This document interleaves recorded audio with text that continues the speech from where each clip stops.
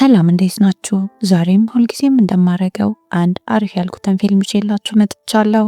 ፊልሙ በ2020 ለእይታ የቀረበ ቢዩቲፉል ዲዛስተር የተሰኘው ፊልም ነው።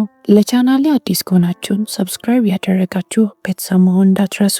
ሁልጊዜ እንደምላችሁ የምሰራቸው ፊልሞች ሌሎች ሰዎች ጋር እንዲደርስ የላይክ ምልክቷን እየተጫናችሁ ይህንን ፊልም ጀምሩት። ወደ ፊልሙ ታሪክ ስንሄድ ፊልሙ ሲጀምር አቢ የምትባል ልጅ ያስተዋውቀናል። ከቤተሰቧ ሸሽታ ወደ አዲስ ከተማ እየመጣች ነው። እናቷ በጣም ልጅ እያለች ስለሞተችባት ከአባቷ ጋር ነበር ያደገችው። ካርታ የሚጫወት በጣም ነው የምትወደው። አባቷ ነበር ያስተማራት። በልጅነቷ የአካባቢው ሰው ሁሉ ያወቀላት ጎበዝ ቁማር ተጫዋች ሆናለች። አሁን አባቷን ትታ ሳትነግረው ወደ ኮሌጅ ልትመዘገብ እየመጣች ነው።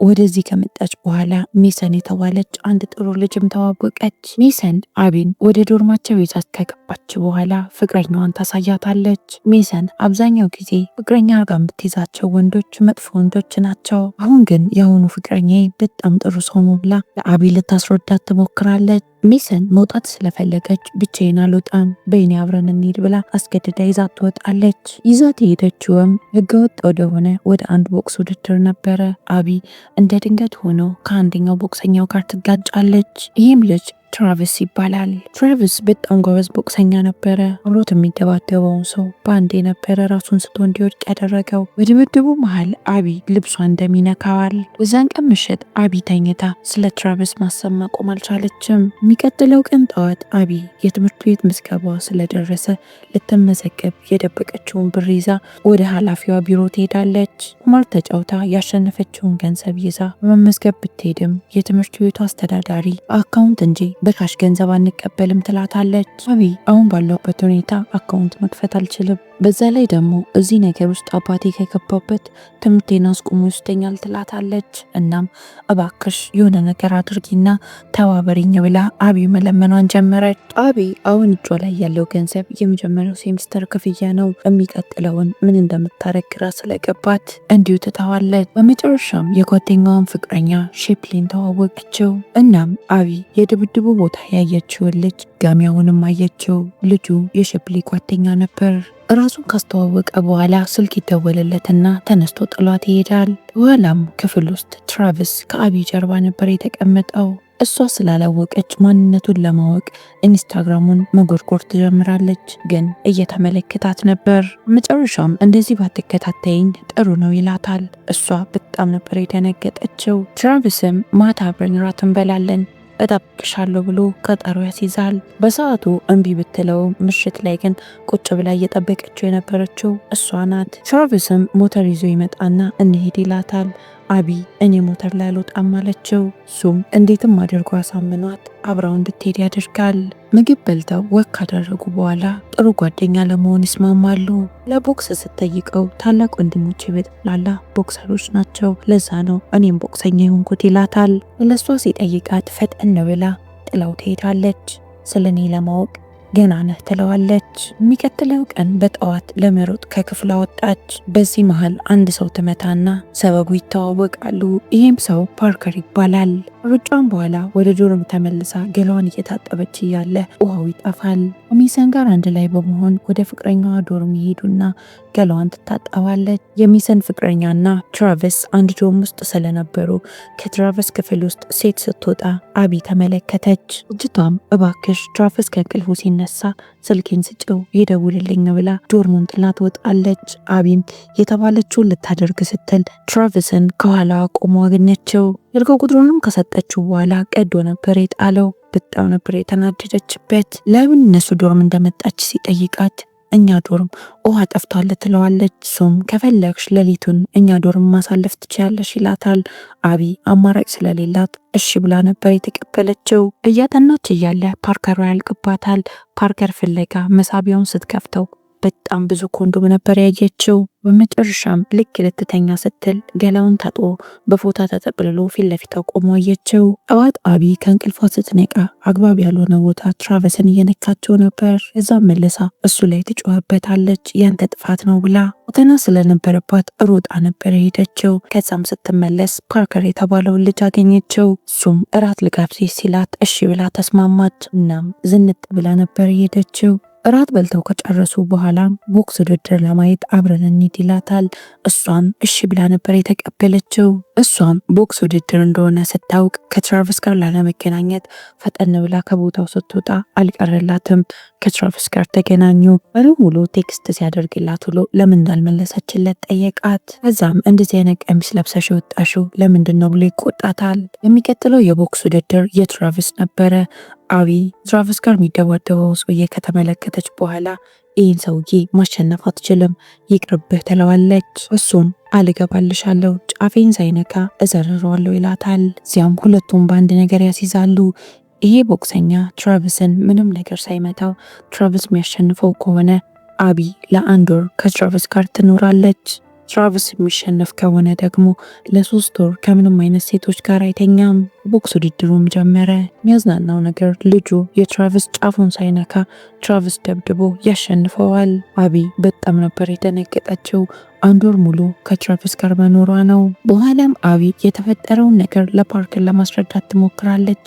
ግን ምንም የተረዳት አይመስልም። የደጋገመች በእኔና በትራቨስ መሃል ምንም አይነት ፍቅር የለም፣ ጓደኝነት ነው ትለዋለች። ፓርከር ምን አይነት ንዴታማና ለኛ ሰው እንደሆነ በደንብ ነው ማውቀው ይላታል። እዚህም ምክንያት አሁን ፈጠን ብለሽ ከመኪና ውረጅልኝ፣ ሰላሜን እፈልጋለሁ ብሎ አቢን ከመኪናው ያስወጣታል።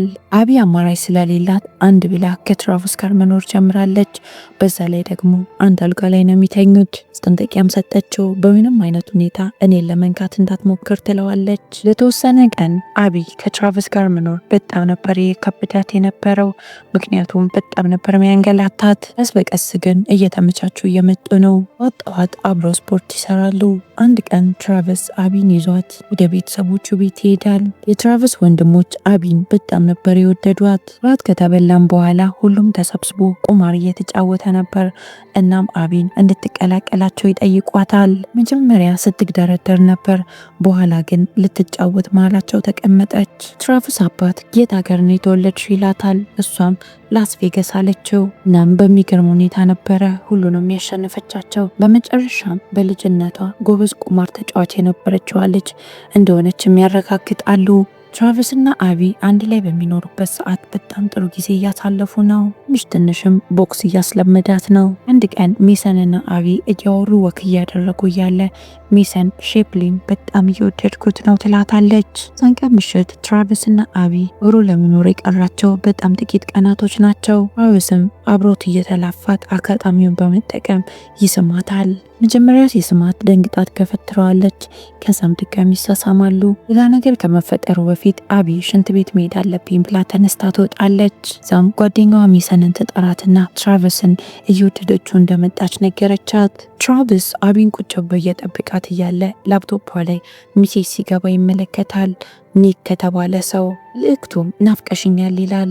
እሷም እኔም ናፍቀኛል ብላው የመለሰችውንም ጽሑፍ አነበበ። አቢ ተመልሳ ወደ ክፍሉ ስትገባ ትራቨስ መኝታ ቤት ውስጥ አልነበረም። ልትደውልለትም ትሞክራለች፣ ግን ስልኩ አይሰራም። እዛም ወጥታ አገኘዋለሁ ያለችበት ቦታ በጠቅላላ ፈለገችው፣ ግን ልታገኘው አልቻለችም። ጠዋት ላይ ተመልሶ ሲመጣ ለምን እንደሄደ ነገራት። እሱም ኒክ የተባለ ሰው ናፍቀሽኛል ሲልሽ አንቺም ናፍቀኛል ላልሽው ይላታል። እሷም ኒክ እኮ አባቴ ነው ትለዋለች። ትራቨስ በጣም ይደነግጥና እየደጋገመ ይቅርታ ይጠይቃታል። ዘንድ ምሽት ላይብራሪ እያነበበች ልህስዳትና ከፓርከር ጋር ይገናኛሉ። ከዛም ፓርከር ፓርቲ ስላለ ለምን አብረን አንሄድም ይላታል። የሚገርመው ነገር ፓርከር ይዟት እንዲመጣ ያደረገው ትራቨስ ራሱ ነው። ፓርቲው የተዘጋጀው ልደቷን አስመልክቶ ነበር። አቢም በጣም ተደስታ ብዙ መጠጣት ትጀምራለች። ተመሳሳይ ሰዓት ሜሰንና ሼፕሊ እየተጣሉ ነበረ። ምክንያቱም ሼፕሊ በጣም ብዙ ልጆች እፈልጋለሁ ይላታል። እሷ ደግሞ በጣም ብዙ ልጅ አትፈልግም። ትራቨስ አቢ በጣም ብዙ ስጠጣ ይመለከታትና ሊያስቆማት ይሞክራል። ከዛም ሲያማት ተንከባክቦ ያስተኛታል። ጠዋት ከእንቅልፏ ከተነሳች በኋላም አንድ ላይ ይተኛሉ። ዛንቀን ምሽት በስተመጨረሻ አባቷ ሲጨቀጭቃት ያለችበትን ቦታ ትነግረዋለች። ቀጥለው ቀን ወደ ክላስ እየሄደች እያለ አንድ ሰው ይመጣና አቢን ፈጠን ብለሽ ወደ መኪናው ግቢ፣ አለበለዚያ አባትሽን እንገለዋለን ይሏታል። ትራቪስ አቢን ሲደውልላት ስልክ አታነሳም። ፈልጎ ሲያጣት እንደ እብድ እያደረገው ነው። መጨረሻም እቃዋን መበርበር ይጀምራል። እናም በርከት ያሉ ገንዘቦችን ማገኘ። በዚህም ምክንያት ስለ አቢ በጣም ግራ እየተጋባ መጣ። የአቢ አባት ከማፊያዎች በርከት ያለ ገንዘብ ተበድሮ ነበር። እናም እዳቸውን እንድትከፍል ይጠይቋታል። ቦታው ላይ ነበረ። እናም የአባቷን እዳ ለመክፈል ቁማር እንድትጫወት ይጠይቋታል። አለበለዚያ እንገለዋለን አሏት። እሷም ቁማር ቤት ትሄድና ቁማር መጫወት ትጀምራለች። ቀለል አድርጋ $100,000 አሸንፈች። ልክ ከቁማር ቤቱ ልትወጣ ስትል የሚያውቃት ሰው ታገኝና እዚህ ቁማር ቤት ውስጥ እንደምትመጪ ቢታወቅ እኮ ከኮሌጅ ትባረሪያለሽ ይላታል። እናም ያሸነፈችውን ገንዘብ የምትሰጠው ከሆነ ቁማር ቤት እንዳያት እንደማይናገርም ይነግራታል። አቢ ከኮሌጅ መባረር ስለማትፈልግ ምንም አማራጭ ሳይኖራት ገንዘቡን ሰጠችው። እዛም አባቷን ለያዘባት ማፊያ ሄዳ ትነግረዋለች። እሱም ለእኔ ለምን አትሰሪም? እስ እያልሽ ትከፊኛለሽ፣ ሁሌ የምታሸንፊውን ገንዘብ 50-50 እንካፈላለን ይላታል። አቢ እኔ ቁማር መጫወት አልፈልግም፣ መማር ነው የምፈልገው ትለዋለች። ሰውየው ግን ምርጫ አልሰጣትም። በዚህ መሃል ነው ትራቪስ ኬት መጣ ሳይባል አቢን ፍለጋ ቦታው ላይ የተገኘው። ሁሉንም ደብድቦ አቢን ይዟት ከቦታው ላይ ይወጣል። እሷም ስላዳናት በጣም ተናዳበት ለምን መጣ? እኔ ራሴን ማስመለጥ አያቅተኝም ነበር እኮ ትለዋለች። እሱም ደህንነትሽ በጣም ያሳስበኛል፣ እናም ሳጣሽ ላብድ ደረስኩኝ ይላታል። እናም እንደሚወዳትም ነገራት። የዛን ቀን ምሽት ትራቪስ አንድ ማስታወቂያ ይመለከታል። ውድድር ነው። ውድድሩ $100,000 ይከፍላል። እናም ውድድሩን አሸንፎ የአቢን አባት ዕዳ ለመክፈል ይወስናል። ያኝታም ጥሏት ወደ ውድድሩ ይሄዳል። እናም ለድብድቡ እንደሄደም ተረዳች። ትራቪስን ለማስቆም እየሄደች እያለ አባቷ ገንዘቡን ከወሰደባት ልጅ ጋር ገንዘቡን እኩል ሲካፈሉ ትሰማዋለች። አስፈራርቱ ያሸነፈችውን 100,000 ገንዘብ የወሰደባት ልጅ አባቷ ልኮት ነው። ያዘችውን ኤሌክትሪክ የሚመስል ነገር በመጠቀም ልጁን ራሱን ስቶ እንዲወድቅ ታደርገዋለች። ከዚያም ወደ አባቷ ትጠጋለች። እናም ፈጠን ብላ ትራቪስ ጋር ሄዳ አባቷ እያታለላት እንደሆነ ልትነግረውን ፈለገች። የሚያሳዝነው ነገር ድብድቡ ጀምሮ ነበረ። ድብድቡ ምንም አይነት ህግ የለውም። ዋናው ነገር ማሸነፍ ብቻ ነው። ሌላ አማራጭ እንደሌላ ስትረዳ አቢ ድብድቡ ቦታ ላይ እሳት ታስነሳና ድብድቡ እንዲቋረጥ ታደርጋለች። አቢ ከዚህ በኋላ ለአባቷ ማዘን እንደሌለባት ተረድታለች። ትራቪስ ምን ያህል እንደሚወዳትና እንደሚያስብላት ስትረዳም ይጋባሉ። የዚህ ፊልም ታሪክ እዚህ ላይ ያበቃል። ፊልሙን ከወደዳችሁት ሁልጊዜ እንደምላችሁ ላይክ፣ ሼር፣ ሰብስክራይብ ማድረግ እንዳትረሱ። እወዳችኋለሁ።